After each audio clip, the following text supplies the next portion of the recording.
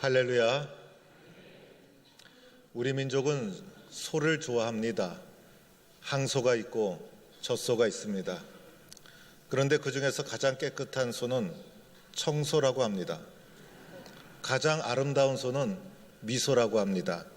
옆에 있는 분과 미소를 띄우면서 반갑습니다 한번 인사를 나눠주시기 바랍니다. 사람은 생후 9개월이 되면 엄마가 안 돼 하는 말을 알아듣는다고 합니다. 3살 정도가 되면 말귀를 알아들어서 무엇을 했을 때 왜 그랬는지 해야 되는지 설명을 해주면 알아듣기 시작한다고 합니다. 그런데 정말 알아들어야 될 그 사건의 의미, 영적인 말귀를 알아듣는 데는 연령의 제한이 없는 것 같습니다. 대부분 사람들은 오랜 시간이 지난 후에야 비로소 뒤늦게 의미를 깨닫고 하나님의 뜻을 이해하고 발견하게 됩니다. 사건이 일어나고 시련이 닥쳤을 때 그때 그 순간에는 잘 모릅니다. 그러나 지나고 나면 그때 그 순간 왜 그런 일이 일어났는지, 그때 그 말씀이 무슨 의미가 있었는지 뒤늦게 깨닫는 것이 사람들의 모습입니다. 오늘 열왕기상 17장은 아합 왕 시대에, 영적으로 가장 어두운 시대에 엘리야에게 있었던 사건이 기록되어 있습니다. 오늘 17절 말씀, 그 집 주모되는 여인은 바로 사르밧 가구를 가리키는 것입니다. 이 일 후에라는 것은 오늘 말씀 앞에 있는 본문을 가리키고 있습니다. 오늘 말씀 앞에 있는 엘리야 선지자가 시돈 땅 사르밧에게 가서 사르밧 가부를 만나는 장면이 기록되어 있습니다. 긴 여행에 허기졌던 엘리야가 사르밧 가부를 보고 나에게 떡을 주고 물 좀 다오라고 부탁했을 때 사르밧 가부는 나뭇가지를 주우면서 자기한테는 한 웅큼의 가루가 있는데 오랜 기근으로 인해서 굶주림에 시달리다가 마침내 이 나뭇가지를 주워서 떡 한 조각 만들어서 나와 내 아들이 먹고 죽으려던 마지막 순간이 여인의 상황이었습니다. 그러나 엘리야가 그 여인에게 두려워하지 말라, 그리고 내 말씀대로 해라, 그리고 가루를 가지고 나를 위해서 떡을 만들어 오라, 이렇게 부탁하게 되고 자신도 굶주린 상황이었지만은 이 여인이 엘리야의 말씀에 순종해서 떡을 가지고 주의 종을 공개하자 통에 가루가 닿지 아니하고 병에 기름이 마르지 아니하는 놀라운 기적을 체험하게 되었던 것입니다. 이렇게 놀라운 기적을 체험한 이후에 사르밧 가부의 아들이 어느 날 병이 들어 시름시름 앓기 시작합니다. 병세가 점점 더 악화되어 갑니다. 걷잡을 수 없는 상황으로 내몰리게 됩니다. 그러다가 마지막 그 아들이 그만 숨을 거두고 말았다는 것입니다. 이것은 보통 문제가 아니었습니다. 예상하지 못한 엄청난 불행이 이 가정에 닥쳐오게 된 것입니다. 사르밧 가부에게 있어서 하나밖에 없는 생명 같은 아들이었고 이 가부가 살아가는 이유가 되는 아들이었습니다. 이해할 수 없는 절망적인 상황에 내몰리고 말았습니다. 여인의 힘과 능력으로 감당할 수 없는 인생의 시련을 겪게 된 것입니다. 더하여 이 여인은 하나님을 믿고 말씀에 순종하고 주의 종을 잘 공개하던 모범적인 신앙이 좋은 여인이었습니다. 사랑하는 성도 여러분, 인생을 잘 살고 싶지 않은 사람이 어디에 있겠습니까? 우리가 예수 믿는 이유 중에 하나가 잘 되고 싶은 마음이 밑바탕에 깔려있기 때문인 것입니다. 말씀에 순종하고 예수님 잘 믿으면 주님이 나를 도와주시겠지, 하나님이 나의 인생길을 인도해 주시겠지, 나를 좋은 곳으로 축복해 주시겠지, 이런 기대감이 우리 모두 마음속에 있다는 것입니다. 그런데 하나님을 잘 믿었음에도 불구하고 하나밖에 없는 가장 소중한 생명, 이것이 죽게 되는 큰 불행을 이 여인이 겪게 된 것입니다. 왜 이런 일이 나에게 일어나야 하는가 이해할 수가 없었습니다. 하나님 모르는 세상 사람들은 다 행복하게 사는 것 같은데 내가 겪는 이 현실을 받아들일 수가 없었습니다. 가슴을 치며 땅을 치며 울어도 소용이 없었습니다. 하나님은 전능하시다고 하는데 왜 이런 일이 일어나는가? 왜 나는 이렇게 불행하게 살아야 되는가? 왜 나는 이러한 인생의 질곡을 겪어야 하는가? 감당할 수 없는 사건이 일어나고 말았다는 것입니다. 착하게 살았음에도 불구하고, 신실하게 살았음에도 불구하고, 믿음의 양심을 지키며 살아왔음에도 불구하고 왜 내 인생은 이렇게 힘들고 어려움이 계속되는 것일까? 도무지 이해할 수가 없었다는 것입니다. 마침내 여인이 하나님을 원망하게 되죠. 하나님을 원망하게 되는 거예요. 하나님을 원망하게 되었다는 것도 중요한 계기가 있는 거예요. 하나님을 포기하지 않았다는 것이 이 속에 담겨 있다는 것입니다. 어떤 사건, 어떤 문제가 겪었을 때 하나님을 붙잡고 문제를 해결하는가, 하나님을 포기하는가, 작은 결단이지만은 결과는 엄청나게 다르다는 것을 우리는 알고 있습니다. 엘리야를 붙잡고 원망하기 시작합니다. 엘리야는 하나님과 이 여인 가운데 서 있던 중재자의 역할을 감당하고 엘리야의 하나님을 믿고 있었기 때문에 엘리야를 원망했다는 것은 하나님을 원망하고 있었다는 것입니다. 하나님의 사람이요, 당신이 나와 더불어 무슨 상관이 있나이까? 여인이 원망하기 시작합니다. 당신 때문에 이런 슬픔을 겪게 되었다는 거예요. 당신이 내게 오셔서 이런 아픔을 겪게 되었다는 것입니다. 내 죄를 생각나게 해서 내 아들을 죽게 하려고 내게 오셨나이까? 당신이 내게 오셔서 내 죄를 생각나게 했다는 것입니다. 그 당시 큰 불행을 당하면 나의 죄의 결과라는 인식이 있었어요. 당신이 오기 전에는 내 죄를 모르고 살았는데 당신이 오므로 말미암아 죄가 드러나고 죄의 값으로 내 아들이 이렇게 죽게 되었다. 결국은 당신이 이곳에 온 것은 나를 죽이려고, 그리고 내 인생을 망가뜨리려고, 나의 아들을 죽이려고 당신이 나에게 온 것입니다 라고 하면서 엘리야와 엘리야가 믿는 하나님을 원망하기 시작한 것입니다. 우리는 이 여인의 심정을 10분 이해할 수가 있습니다. 자신의 아들이 죽은 것은 내 죄 때문이다. 그리고 하나님은 전능하시다고 하면서 나를 지켜주시지 않았다는 원망, 그리고 아들이 죽은 현실은 내 아이의 능력과 힘으로 어떻게 할 수 없다는 절망감이 이 속에 담겨져 있었던 것입니다. 여러분, OECD 회원국 중에 우리나라가 자살률 1위라는 사실을 알고 있습니까? 우리나라가 삶의 경쟁률이 세계에서 가장 높은 나라 중에 하나입니다. 그뿐만 아니라 예기치 않은 환란, 시련, 사고, 질병, 우리 앞에 늘 도사리고 있습니다. 우리의 꿈은 점점 작아지고 있고 하루하루 살아가기가 우리는 급급하며 살아갑니다. 더하여 인생을 살아가면서 힘들고 어려운 것은 사람과의 관계입니다. 사람과의 관계 속에서 상처받고 힘들고 시련을 당합니다. 육체의 사건, 물질의 사건은 견디고 시간이 지나면 이겨나갈 수도 있을 것이지만 사람에게 받는 상처는 좀처럼 극복하기가 어렵습니다. 우리가 사람에게 받을 상처의 대부분은 사랑하는 사람, 관계된 사람, 믿는 사람과의 관계 속에서 벌어지는 것입니다. 나하고 관계없는 사람에게 우리는 상처받지 않습니다. 가장 사랑하는 사람에게 상처받는 것이고 가장 믿는 사람에게 배신을 당하게 되는 것입니다. 내 마음의 상처가 뿌리를 내리게 되면 그것이 내 삶을 힘들게 합니다. 내 마음의 편견을 가져오게 하고 기억으로 남고 감정으로 남아서 끊임없이 나를 괴롭히게 됩니다. 사람은 사람을 만나고 사람 속에서 살아가야 되는데 사람 속에서 행복과 치유를 경험하지 못하고 사람 속에서 원망과 의심과 불안과 아픔 속에서 살아가야만 된다는 것입니다. 이런 삶의 문제 내 힘과 내 능력으로 해결할 수가 없더라는 것입니다.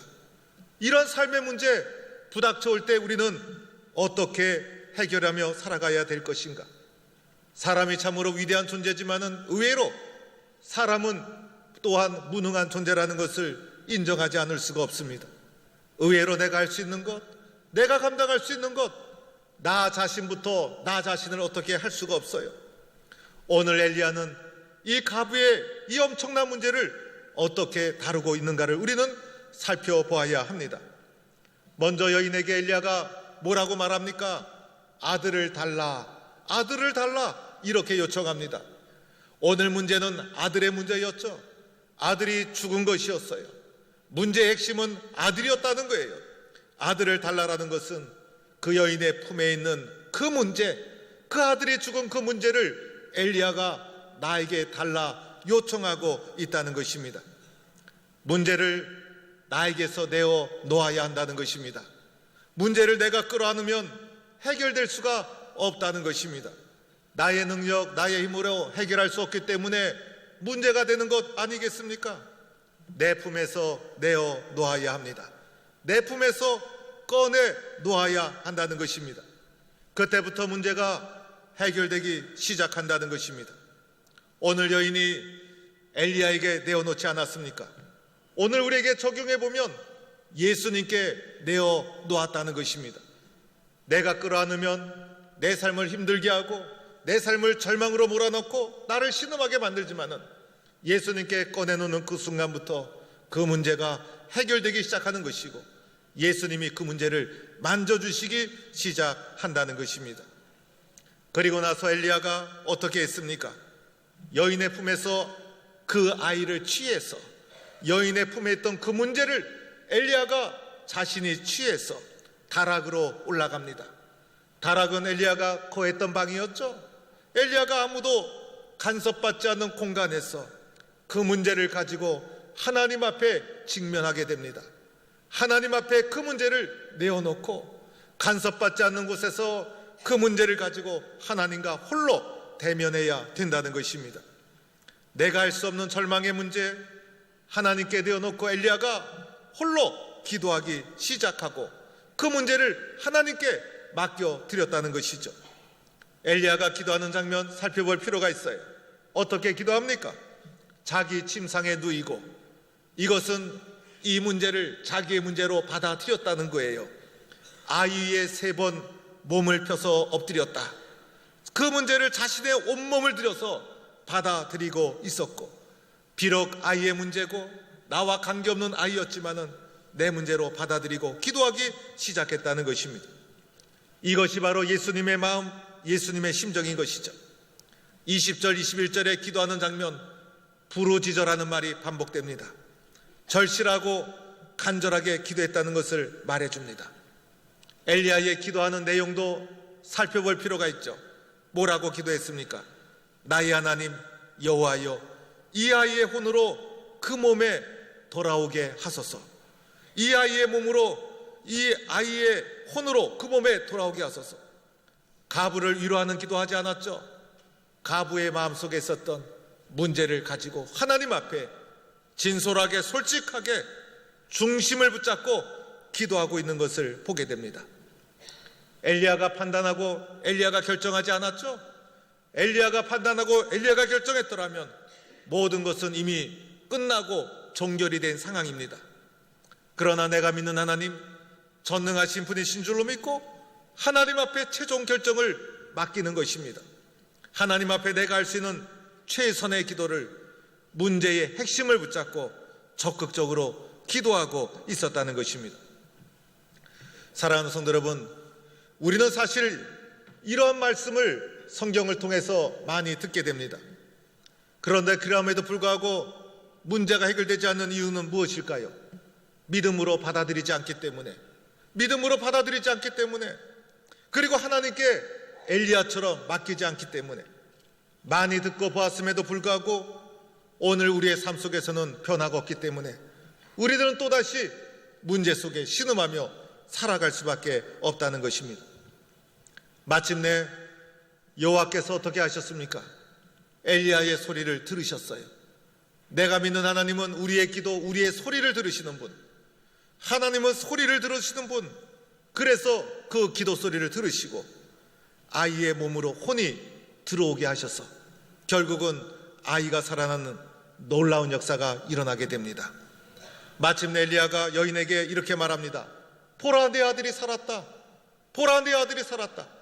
오늘 이것을 우리에게 적용하면 하나님께 기도한 결과 보라, 내 문제가 해결되었다. 보라, 내 몸이 치유되었다. 보라, 절망에서 일어나게 되었다. 문제는 나를 쓰러뜨리고 죽이지만 하나님은 나를 살리시는 분이십니다. 하나님 안에서 보라, 네 아들이 살았다. 놀라운 결과를 누리게 되었다는 것입니다. 오늘 우리는 이 사건을 통해서 몇 가지 의미를 찾아야 합니다. 아이가 살아났다는 그 현상 자체보다 더 중요한 것은 오늘 이 사건을 통해서 주님은 나에게 무엇이라고 말씀하고 있는가? 내가 어떻게 살아야 되는가? 어떤 의미를 나에게 제공하고 있는가를 살펴보아야 합니다. 첫째는 말씀을 인격적으로 붙잡는 신앙인으로 나서야 된다는 것입니다.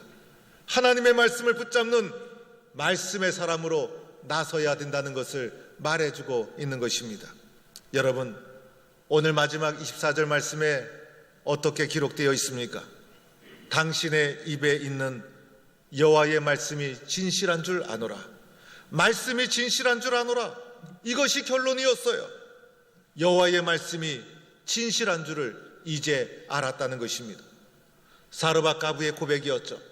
사르밧가브가 오늘 말씀을 시작하기 전에 하나님을 믿는 이유가 있었어요. 왜냐하면 말씀에 순종해서 통에 가루가 다하지 아니하고 병에 기름이 마르지 아니하는 놀라운 기적을 체험했기 때문이었어요. 기적을 체험하고 나서 사르밧가브는 엘리야를 공개하고 그리고 믿음의 길을 따르게 되었다는 것입니다. 그런데 믿음의 길을 걷다 보니 큰 시련을 겪게 된 것이죠. 생각지도 않은 시련을 겪게 된 것이에요. 그러나 이 생각지도 않은 시련의 과정 속에 엘리야가 결론적으로 깨달은 것이 있었어요. 엘리야의 입을 통해 선포된 주의 말씀이 진실하다는 것이었어요. 주의 종의 말씀에 대한 확신이었어요. 말씀에 대한 깨달음이 있었다는 것입니다.